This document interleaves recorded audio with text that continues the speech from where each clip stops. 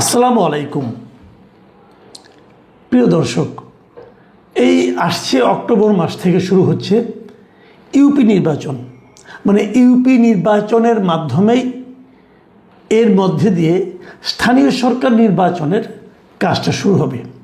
স্থানীয় সরকার প্রথমে ইউনিয়ন পরিষদ, তারপরে ধীরে ধীরে হয়তো বিভিন্ন ধাপে কখনো উপজেলা অথবা পৌরসভা অথবা সিটি কর্পোরেশন, জেলা পরিষদ, এগুলি সবই স্থানীয় সরকার নির্বাচন হবে। এখন স্থানীয় সরকার কিন্তু একটা গণতান্ত্রিক সরকারের জন্য আমি মনে করি সবচেয়ে গুরুত্বপূর্ণ বিষয়। একটা এলাকার উন্নয়ন কিভাবে হবে, কোন উন্নয়নটা হওয়া প্রয়োজন, এটা এই স্থানীয় সরকারের উপর নির্ভর করে। তারা এটা করবে। যদিও আমাদের এখানে স্থানীয় সরকারকে বিকলাঙ্গ করে রেখে দেওয়া হয়েছে। এটা আগের সরকারগুলো সংসদ সদস্যদেরকে ক্ষমতাশালী করতে স্থানীয় সরকারকে মোটামুটি বিকলাঙ্গ করে রেখেছিল। বিকলাঙ্গ এই অর্থে স্থানীয় সরকারের সমস্ত কাজকর্মই আসলে সংসদ সদস্যদের হাতে দেওয়া হয়েছিল। স্থানীয় সরকার নির্বাচনের পাশাপাশি আমি এটাও মনে করি যে সংসদ সদস্যদের ক্ষমতা এখানে খর্ব করা উচিত। কারণ স্থানীয় সরকার টোটালি স্থানীয় সরকারটা হয় নির্দলীয় পদ্ধতিতে। আওয়ামী লীগ এটাকে দলীয় নির্বাচনে পরিণত করেছিল, কিন্তু এখন এটা নির্দলীয় পদ্ধতিতে হবে। এবার আগামী যে নির্বাচনটা হবে সেটা টোটালি নির্দলীয়, অরাজনৈতিক একটা নির্বাচন হবে। এবং অরাজনৈতিক নির্বাচন হলে পরে অরাজনৈতিক নির্বাচিত প্রতিনিধি যারা হবে তারা একটা রাজনৈতিক আপনার প্রতিনিধির অধীনে কেন থাকবে, এটা একটা বড় প্রশ্ন। সেই বিবেচনায় আমি মনে করি সরকার যখন স্থানীয় সরকার নির্বাচনটা করবেন তখন তারা স্থানীয় সরকারের উপর সংসদ সদস্যদের যে খবরদারিত্ব, মাতব্বরি, এটা যেন কমিয়ে দেন, সেদিকে তারা যেন সচেতন থাকেন। এই একটা প্রস্তাব আমার থাকলো। কিন্তু আমার আসলে আজকের মূল আলোচনার বিষয় কিন্তু এটা না। মূল আলোচনার বিষয় হলো এই স্থানীয় সরকার যেহেতু একটা অরাজনৈতিক নির্বাচন, তো এই নির্বাচনে আওয়ামী লীগের বিভিন্ন পর্যায়ের নেতাকর্মী যাদের বিরুদ্ধে কোনো মামলা মোকদ্দমা নাই, যারা নাকি নির্বাচনের স্বাভাবিক আইন অনুযায়ী নির্বাচনের অযোগ্য নয়, তারা থাকতে পারবে কি পারবে না, এই হলো আমার আজকের মূল আলোচনার বিষয়। এখন গতকালকে বিএনপির রিজভী আহমেদ উনি নির্বাচন কমিশনে গিয়েছিলেন এবং নির্বাচন কমিশনে যাওয়ার পর ওনারা এখানে বিএনপির আসলে হিসাব নিকাশি দিতে গিয়েছিলেন, যাদের আয় ব্যয়ের হিসাব, সেটা অন্য হিসাব, অন্য আলোচনা। কিন্তু ওখান থেকে বের হওয়ার পর সাংবাদিকরা তাকে জিজ্ঞাসা করেছিল যে স্থানীয় সরকার নির্বাচনে আওয়ামী লীগের যে সমস্ত লোকজন আছেন, বিভিন্ন দলীয় পদে আগে ছিলেন, কিন্তু এখন তো আওয়ামী লীগের আপনার রাজনৈতিক কর্মকাণ্ডই তো স্থগিত আছে, কিন্তু তাদের বিরুদ্ধে কোনো মামলা মোকদ্দমা নাই অথবা এমন কোনো ঘটনা তারা ঘটান নাই যে কারণে তাকে প্রচলিত নিয়মে নির্বাচনে অযোগ্য ঘোষণা করা যায়। তো এমন লোকজন নির্বাচন করতে পারবে কি পারবে না। এখন এই প্রশ্নটা ওনাকে করার প্রয়োজনটা কেন ছিল? প্রয়োজন ছিল এই কারণে যে দুদিন আগে জামাতের পক্ষ থেকে একটা আনুষ্ঠানিক চিঠি দেওয়া হয়েছিল ইলেকশন কমিশনকে। সেই চিঠিতে তারা বলেছিল যে যেহেতু আওয়ামী লীগের কার্যক্রমে নিষেধাজ্ঞা আছে, সরকারি নিষেধাজ্ঞা আছে, অতএব এই দলটির কোনো নেতা কর্মীকে যেন স্থানীয় সরকার নির্বাচনে প্রার্থী হতে না দেওয়া হয়। তারা এরকম একটা প্রস্তাব নির্বাচন কমিশনের কাছে দিয়েছিল। আপনার কাছে মনে হতে পারে যে এই প্রস্তাবটা এটাকে মামার বাড়ি আবদার নাকি? হ্যাঁ, তারা মামার বাড়ি আবদারি করেছিল। তারা আসলে এখন পুরো দেশটাকেই তাদের মামার বাড়ি মনে করেন বলে আমার ধারণা। তা না হলে এই ধরনের আবদার তারা কেন করবেন?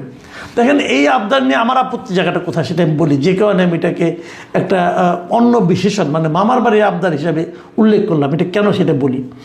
ঘটনা হলো এটা হবে একটা অরাজনৈতিক নির্বাচন। এই নির্বাচনে কোনো রাজনৈতিক দল, আমরা যখন এমপি ইলেকশন হয় তখন কিন্তু পলিটিক্যাল পার্টিকে ইলেকশন কমিশনকে পলিটিক্যাল পার্টি একটা চিঠি দেয় তাদের দলীয় প্যাডে। দলের সাধারণ সম্পাদক অথবা দায়িত্বপ্রাপ্ত ব্যক্তি চিঠি দেন। সেই চিঠিতে উনি বলেন যে অমুক লোকটা আমার প্রার্থী, আমার দলের প্রার্থী, তাকে আপনারা আমার দলের প্রার্থী হিসাবে মনোনয়ন দেন এবং আমার দলের জন্য যে নির্ধারিত প্রতীক আছে এই প্রতীকটা আপনারা তাকে বরাদ্দ দেন। এটা হলো রাজনৈতিক নির্বাচন। তার যে আত্মীয় সংসদ নির্বাচনে বিএনপির প্রার্থীদেরকে ধানের শীষ দেওয়া হয়েছে, জামাতের প্রার্থীকে দাঁড়িপাল্লা দেওয়া হয়েছে, এটা কিন্তু মানে আপনার রাজনৈতিক নির্বাচনের ক্যারেক্টারটা এরকম। কিন্তু এই নির্বাচনে কিন্তু এই দাঁড়িপাল্লা, ধানের শীষ, হ্যাঁ, অথবা আপনার ওই যে এই শাপলা কলি এগুলি কিছুই থাকবে না। কারণ এটা হলো একটা অরাজনৈতিক নির্বাচন। আমাদের নিবন্ধিত যে রাজনৈতিক দলগুলো আছে, এই দলগুলোর জন্য যে সমস্ত প্রতীক বরাদ্দ দেওয়া আছে তার কোনোটাই এখানে থাকবে না। যদি কোনোটাই এখানে না থাকে তাহলে কে কোন দল করলো এটাও কোনো ইস্যু হতে পারে না। সরকার যেহেতু শুরু থেকে বলছে এটা অরাজনৈতিক নির্বাচন, তো আওয়ামী লীগের নিষেধাজ্ঞা করা হয়েছে কীভাবে? আওয়ামী লীগের রাজনৈতিক কর্মকাণ্ড নিষিদ্ধ করা হয়েছে। তো এটা তো রাজনৈতিক কর্মকাণ্ড না, এটা তো একটা অরাজনৈতিক নির্বাচন। তো এখানে আপনি নিষিদ্ধটা কেন করবেন? কাজেই আমি এটা বলেছি এটা একটা মামার বাড়ির আবদার, কিন্তু এই মামার বাড়ির আবদারকে কিন্তু আপনি এড়িয়ে যাবেন না। কারণ মামার বাড়ির আবদার কিন্তু অনেক সময় গৃহীত হয়ে যায়। কেন হয়ে যায় তার কোনো যুক্তি নাই, হয়েছে কিন্তু অতীতে হয়েছে। আমি তো এই কথাও বলি যে জামাত এই ধরনের প্রস্তাব দেওয়ার লজিকটা পায় কোথায়? লজিক খুব সিম্পল। এই যে আইনজীবীদের যে ইলেকশনগুলো হয়ে গেল কয়েকদিন আগে, সুপ্রিম কোর্ট বার ইলেকশন হলো, সেখানে কিন্তু কিছু লোককে প্রায় 40 জন প্রার্থীকে বাতিল করে দেওয়া হয়েছিল। কেন বাতিল করে দেওয়া হয়েছিল? বলা হচ্ছিল যে এরা নাকি আওয়ামী রাজনীতির সঙ্গে সম্পৃক্ত। এটা কোন আইনে পড়লো এটা নিয়ে কেউ কোনো আলোচনা করে নাই। সরকারি দলও এটা নিয়ে কোনো কথাবার্তা বলে নাই। জামাত তো মহা খুশি, এনসিপিও কোনো কথাবার্তা বলে নাই। তো এটা যদি হতে পারে, এটা অরাজনৈতিক নির্বাচনে যদি আপনি আওয়ামী লীগ করে অথবা আওয়ামী লীগকে সমর্থন করে অথবা আওয়ামী লীগের সঙ্গে যোগাযোগ আছে, এই অজুহাতে যদি এইখানে আইনজীবীদেরকে বাতিল করে দেওয়া যায়, তাহলে ইউপিতে যাবে না কেন? স্থানীয় সরকারে যাবে না কেন? এই ধরনের একটা লজিকের উপর ভিত্তি করেই আমার ধারণা জামাত এখানে এই ধরনের একটা প্রস্তাব নিয়ে গিয়েছে। এই প্রস্তাবের কথাই বিএনপি রিজভী আহমেদকে জিজ্ঞাসা করা হয়েছিল, সাংবাদিকরা জিজ্ঞাসা করেছিলেন যে তাহলে কি এই স্থানীয় সরকার নির্বাচনেও আওয়ামী লীগ অংশ নেবে না? রিজভী আহমেদ একটা চমৎকার কথা বলেছেন। তিনি বলেছেন যে এবারের এই স্থানীয় সরকার নির্বাচনটা দলীয় প্রতীকের ভিত্তিতে হচ্ছে না।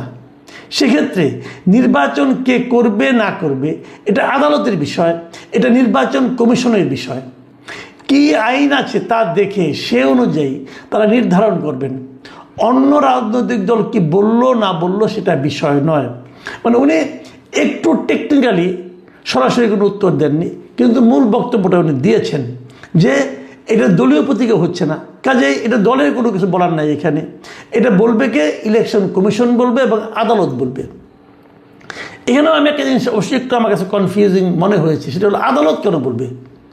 এখানে আদালতের তো কোনো বিষয় নাই, বলবে হলো নির্বাচন কমিশন।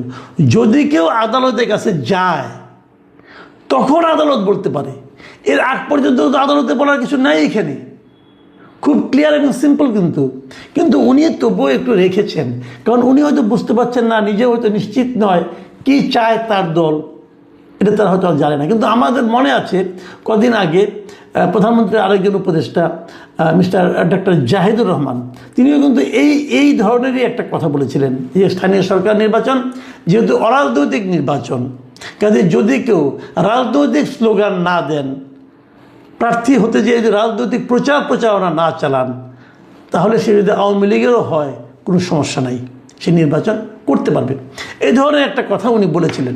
সেখান থেকে কিন্তু আমরা সরকারের মোটামুটি একটা ধারণা পেয়ে যাই যে সরকার আসলে কী চাচ্ছে। এখন আমার প্রশ্ন হচ্ছে, আপনারা হয়তো বলবেন, আমি যে কথাটা আগেও বলেছিলাম যে জামাত কেন চায় না এবং বিএনপি কেন জামাতের সঙ্গে একমত হয় না, এই আলোচনাটা একটু করেই আমাদের আজকের অনুষ্ঠানটা শেষ করব। আলোচনাটা হলো এইখানে জামাত কি চায় আসলে। ভেবে দেখুন, জামাত এবার 69টা আসন কিন্তু পেয়েছে, আর ওদের সঙ্গে মিলিয়ে আরও 7টা, আরও 8টা। তো এই যে জামাতের 69টা আসন, জামাত তার জীবনে কোনোদিন এত আসন পেয়েছিল? পায়নি। জামাতের যে মূল দল, জামাত তো পাকিস্তান থেকে আসছে, পাকিস্তানের মূল দল ওদের, ওখানেও জামাতে ইসলাম পাকিস্তান আছে। পাকিস্তানের যে জামাতে ইসলাম, তারা কখনো পেয়েছে না? তারাও পায়নি। তাহলে এবার তারা এত আসন পেল কি কারণে?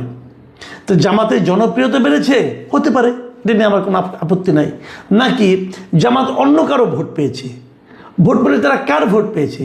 তারা কি আওয়ামী লীগের ভোট পেয়েছে, নাকি তারা প্রতিটা আসনে বিএনপির যে লোকটা বঞ্চিত ছিল, বিএনপির বঞ্চিত প্রার্থী অথবা বিদ্রোহী প্রার্থী হয়নি, প্রার্থী হতে চেয়েছিল কিন্তু প্রার্থী হতে পারেনি, উনি ক্ষুব্ধ হয়ে তাদের যারা অনুসারী আছে তারা কি জামাতকে ভোট দিয়েছে? এই জিনিসটা নিয়ে কিন্তু একটা বিতর্ক আছে।